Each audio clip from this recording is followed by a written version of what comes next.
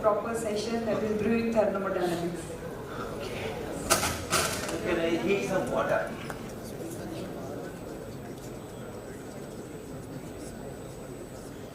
Okay, so before starting this thermodynamic heat and thermodynamic session, let me ask a question. Why mercury is used in mercury thermometers?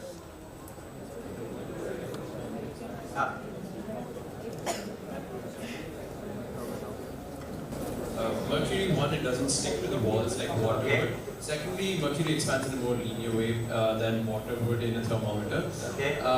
Also, it has a high boiling point and relatively. Which is the most important thing?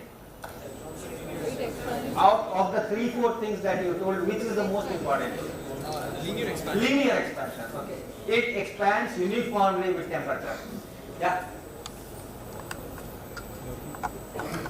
Mercury is opaque, so it's visible. It makes visible. Okay. Why mercury is preferred in mercury thermometers? Perhaps since the answer is, some of the answers are given and you also wanted to give the same answers, therefore we are not answering.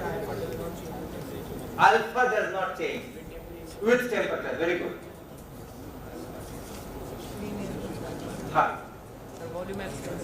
Volume expansion is low and uniform. Okay. बोल दिया. उधर कुछ है. It does not stick to the walls of the All right. It doesn't stay quite. ये ठीक है. खोलने से पहले बताएंगे. हाँ. It doesn't stick to the walls. Fine. Very good. Okay. Now, the important thing, which is, it has a uniform expansion, linear expansion, alpha is constant. That is the most important physics part. Other things we can manage. If it is not clearly visible, perhaps we can focus more on that. We can take a hand lens, etc., etc. Things can be managed. But the most important part, to define a temperature scale through that thermometer, that okay, if mercury goes up to this point, it is 57, it goes up to that point, it is 58. Is that mercury expands uniformly with temperature. But how do you know that? Because you have defined your temperature scale by that thermometer only. Okay, so you have defined, you have a thermometer and you say that if mercury is up to here, it is 50. If the mercury is here, it is 60. If the mercury is here, it is 65. So you have made the graduations in that fashion. Right? You have defined 50, 60, 70, assuming that 5 millimeter will be 10 degrees, 5 millimeter will be 10 degrees, 5 millimeter will be 10 degrees. So naturally it has to be uniform. You have defined it that way. Even if I don't take mercury, I take something else. Which according to you is non-uniform expansion and non-uniform alpha and all that. But I do the same thing. If that liquid goes up to here, I put a mark 50. And then 5 millimeters more, I put 60. 5 millimeter more, I put 60, 70 and so on. And then I say, look, I increase the temperature by 10 degrees and all the time it goes by 5 millimeters. So the alpha is constant. That you can say for anything. How do you say that mercury expands uniformly, and that is why we put mercury in the thermometer? Is there a problem? Is the problem clear why I am putting this question? The problem is even book says that some of the. Oh. The problem is with the books. Children also read that. Yes. But the problem is with the books. All right. you understand the question first, that's the thing. Although this is not a good question, do you understand it or not? What I say is, you are defining the scale by the expansion of the mercury. Okay? And on that same scale, you are saying that mercury expands in a uniform fashion. Right? This is not proper. This is not proper. If you are defining a scale, assuming that it is uniform, it expands by 5 millimeters, and you say that the temperature has increased by 10 degrees. That is how you define your temperature. And then say that, look, I increase the temperature by equal amounts, and see, it is going uniformly. So that's not proper, right? So that is the question. So instead of mercury, I put something else which you think it is non-uniform, and then there also it will be uniform. And on that thermometer, if I measure expansion coefficient of mercury, that will be non-uniform. On the mercury scale, if I measure the this volume expansion of that liquid A, that will be non-uniform. So which one to believe? Which of the two to believe?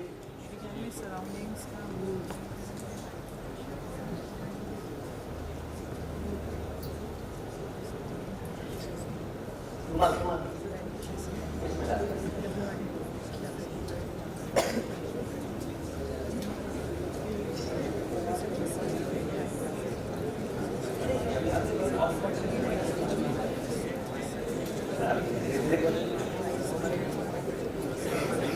While you are thinking, let me do an experiment. Okay? I have two plates. One is made of copper disc. It is a copper disc, and I have a perspex disc. Okay? Can you see it there? In both of them, there is a hole in that wall, curved wall, and in that hole I have put thermocouple junctions. Thermocouple junctions is just a temperature meter, thermometer, and then the two wires which are coming out, you have two different metals here, and then there is a junction. The junction goes inside the disc, and the other two free ends will go to multimeter. If the temperature of this junction is more than the temperature of surrounding, then you will see a potential difference here, a voltage appearing here, and that we will measure on the multimeter, right? So if I connect the multimeter now, since the temperature is same as the room temperature, is this okay? Is the temperature of this disc same as the room temperature? You can touch and tell me. Well, let me bring this also. The class 6 experiment. Which one is hotter of the two?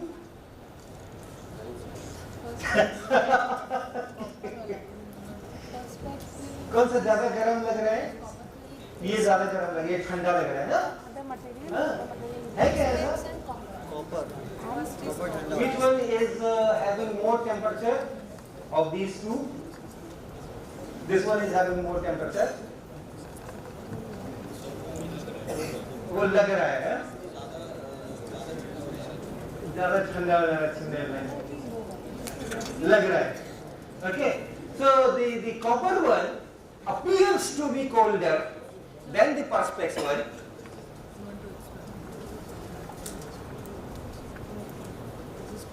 This is colder, right? But then,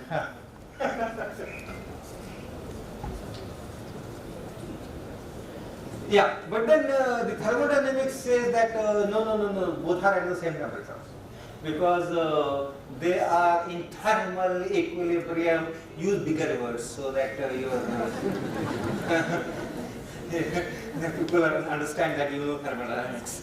So it is in thermal equilibrium with the room, and therefore according to the 0th law of thermodynamics, blah blah blah blah, the temperature of each one should be same as the temperature of the surrounding air, right?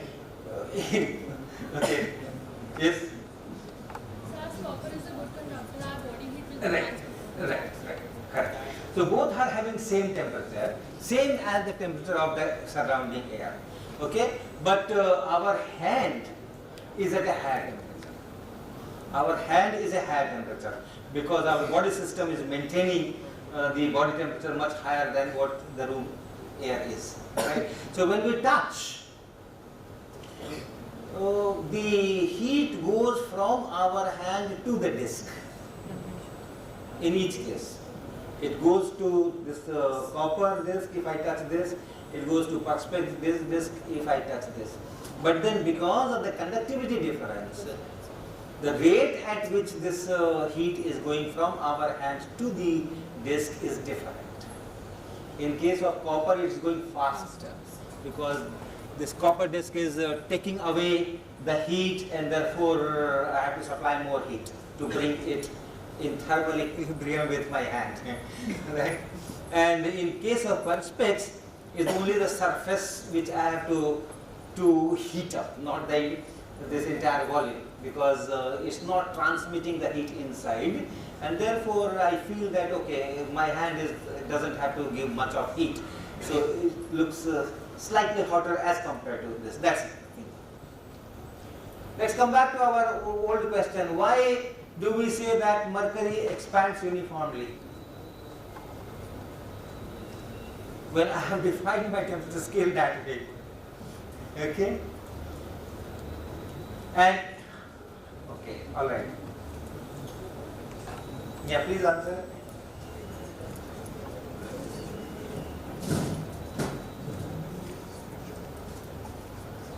So, this might be wrong, but in theory, if there is a system and suppose there is heat inflow into that system, that is positive X. Now, after that, you take a temperature reading. Now, that causes a certain increase in temperature and a certain expansion. Now, for the second time, if you cause again another inflow that is again of the magnitude X, and then you take the reading, and the reading ratio to the expansion ratio is again same, then we can say that there has been a linear expansion.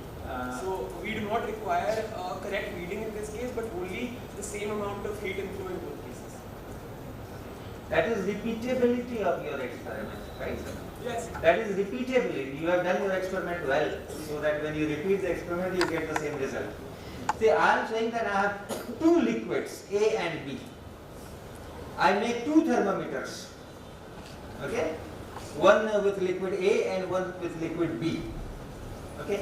Now with thermometer A, that means the thermometer having liquid A, I measure the volume expansion of liquid A. I take in some vessel liquid A, put that thermometer A into that, heat it, and then I see that if for equal expansion I have equal temperature.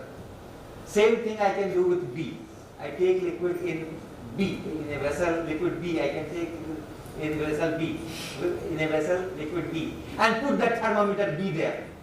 Thermometer having the liquid B there, and then I say that okay, I am heating, read temperature from here, volume expansion from here, and see it is uniform. But then if I swap, I use thermometer A to measure the volume expansion of B, liquid B. I say that no, it is not expanding in uniform fashion. And if I take liquid B and put thermometer A, it is not expanding in uniform fashion. The two scales are different. The two scales defined by A and B are different. Right? On A scale, A is expanding uniformly. On B scale, B is expanding uniformly. And if you bring something C and measure the temperature of that liquid C with A thermometer and B thermometer, don't look for expansion. At certain, you just have it in beaker and you put and see what it is. For ice point, I have forced them to agree. Okay, at ice point I have forced them to agree. I put 0 there and I put 0 there. At steam point I have forced them to agree. That steam, there I have put 100 on this thermometer, 100 on that thermometer. but for an intermediate temperature. Something which is not boiling, water not boiling, water not freezing. Hot water, just like in our tumbler. The two thermometers will read different things. So the scale depends on the material. The temperature scale that we are defining in this fashion by saying that is 0 degree and that is 100 degree and then dividing it in equal 100 parts, putting graduations there and then saying that yes, I have defined a scale. That scale depends on the material and therefore it's not a proper scale if it depends on material. And that is why in heat and thermodynamics we look for a scale of temperature which is not dependent on the material you are using, which is an absolute scale. Right?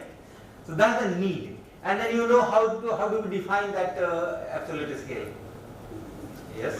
That absolute scale is Kelvin. Yeah, we call it Kelvin. But how do first, why should I start to define that scale? And then the second, how do we achieve that?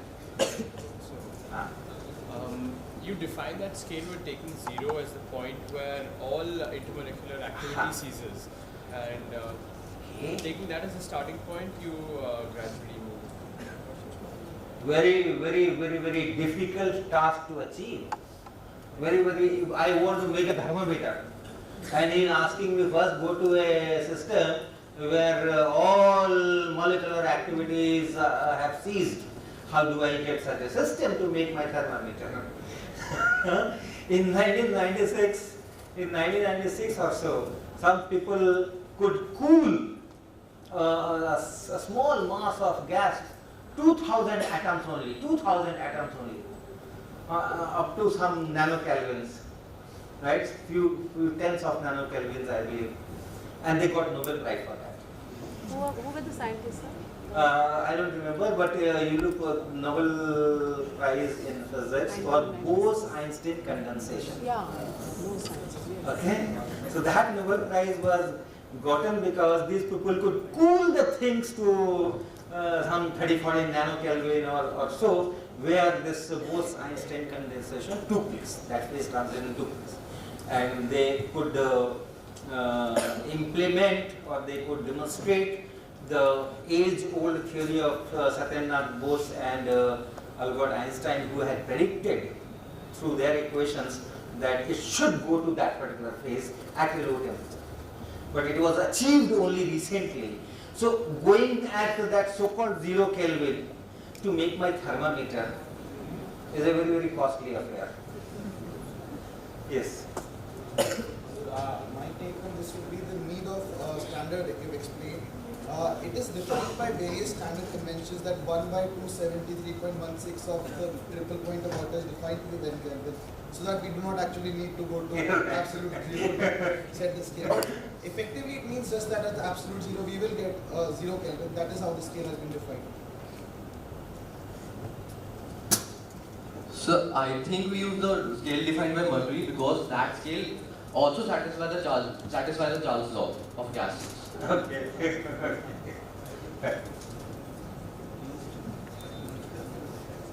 So one way we can check our scale is, so assume we follow the same experiment, we heat water to its boiling point, okay? Let's mark that boiling point as 100 degrees Celsius, and then you put the same apparatus, you put the copper disc, we connect the copper disc to a multimeter. Now, assuming that the voltage, the potential difference at the ends vary linearly with temperature, when the voltage drops from 1 to 0.9, this much is the change in height. It drops from 0.9 to 0.8, this much is the change in height. 0.8 to 0.7, this much is the change in height. And if the drop in voltage, the ratio of the drop in voltage and the drop in height of mercury remains the same, then we can assume that it has a linear expansion, and then we can make the markings 100 to 0 degrees Celsius. Yeah. So you are taking this thermocouple scale as the standard one, and against that you want to check that mercury scale. But unfortunately, I do not know. On the mercury scale, the thermocouple is highly nonlinear. The thermocouple scale is highly nonlinear. For 1 millivolt, how much is the temperature as measured by the mercury? For another next 1 millivolt, how much is the temperature change as measured by the mercury, they are not equal. They are highly non-equilibrium, non-linear, and therefore we have to take a chart and read from it. Okay, 5 kilometer you go by auto, you pay something. 6 kilometer you go, you pay something else. 7 kilometer need not be linear relations, not proportional. Okay, so we do need a thermometer, a practical thermometer. So that for practical thermometer, people have found from experience that if you can make a constant volume thermometer where pressure is related to temperature, you say that I will keep the volume of this gas fixed, and then as the pressure increases, correspondingly temperature increases, so equal change in pressure will be called equal change in temperatures. So it is bound that it is independent of the material. You put hydrogen, you put helium, you put neon, anything, any gas you put, it is the same. Okay, and but it's not really the same. It varies slightly with how much gas you start with and how much volume. But if you make a dilute, take a dilute approximation. Take dilute gas. Then it turns out that okay, it's independent or almost independent, and then you make some kind of an extrapolation that as your dilution is very dilute, the density goes to almost 0, tends to 0, then the scale that would be defined by that turns out to be the absolute scale. And that scale, the fixed point which is given a value is that triple point. Alright? So how much is the temperature?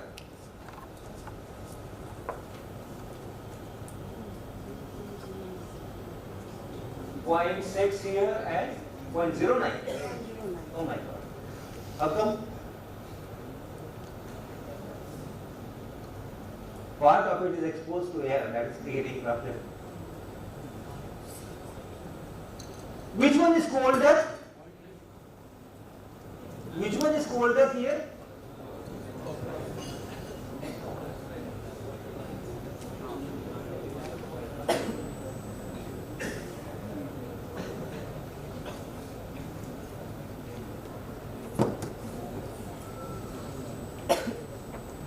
और गरम कर दो ये पानी कम भी है ना हवा में निकला हुआ था काफी सारा. So that is the first thing in heat and thermodynamics. If you are talking of heat and thermodynamics, you should have a thermometer, right? So we use mercury thermometer, resistant platinum resistant thermometer. On these thermometers we define scale, ice point, boiling point of steam point, and so on, and then we graduate, etc. But they are different from each other, and we cannot say that this is uniform, this is non-uniform. On this scale, this is uniform, on that scale, that is uniform, and so on. But then, for all thermodynamics, we define this absolute scale of temperature, where we say that triple point of water is 273.16 Kelvin. That number we have given. Why does that number? Why 273.16? Why not 300? Yeah. Yeah, tell me. So that it was created in such a way so that at the point where all the entropy of everything comes, that point comes out to be 0. But why that? I have to define it. Why did I take such a peculiar number 273.16? Why not 200? Or why not 300? If I have to give a number, okay, if I have to give it a number, why do we give such a weird number? Yes.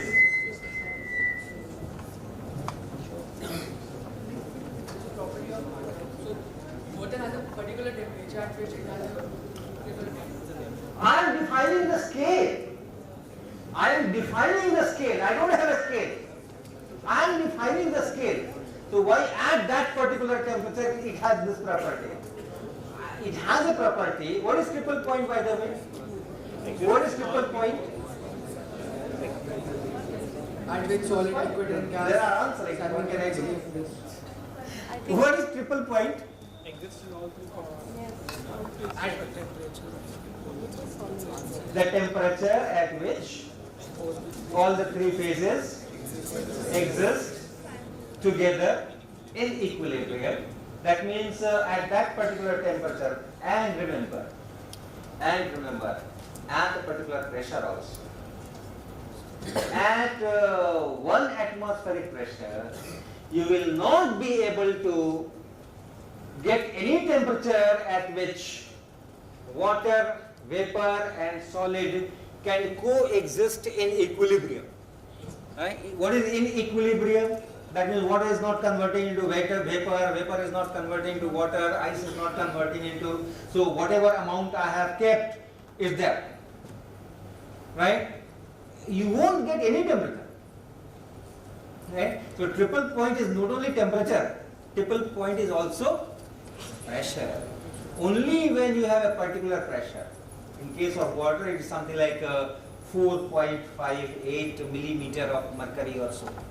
Only at that pressure you get a situation in which you get a temperature in which the three things you put together and their contents will not change. They are in equilibrium.